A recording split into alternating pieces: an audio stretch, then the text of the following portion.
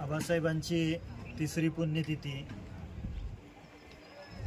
सुतगिरणीच्या या प्रांगणामध्ये आबासाहेबांचे समाधीस्थळ आहे। या ठिकाणी आबासाहेबांना वंदन करण्यासाठी, विनम्र अभिवादन करण्यासाठी सांगोला मतदारसंघातील आणि आसपासच्या तालुक्यातील, जिल्ह्यातील आबासाहेबांच्या विचाराचे जे काही नागरिक, ज्येष्ठ मंडळी, माता भगिनी, तरुण सहकारी हजारोच्या संख्येने या ठिकाणी अभिवादन करण्यासाठी येत होते आणि त्यांनी आबासाहेबांचं दर्शन घेऊन या ठिकाणी पुण्यतिथीच्या निमित्ताने जो प्रसाद होता त्याचाही आस्वाद घेतलेला आहे।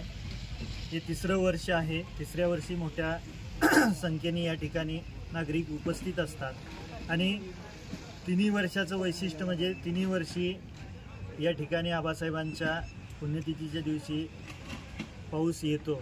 निश्चितपणे आबासाहेबांनी आयुष्यभर दुष्काळ सावरण्यासाठी कष्ट घेतलं आणि निसर्गसुद्धा आबासाहेबांच्या पुण्यतिथी दिवशी पावसाचं आगमन करून आबासाहेबांना वंदन करतो, असे आमच्या सर्वांची भावना आहे।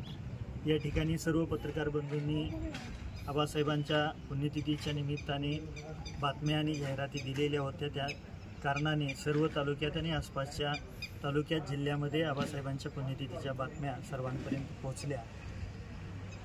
सर्वांचं त्या निमित्ताने मी पत्रकार बंधूंचं विशेष करून आभार मानतो।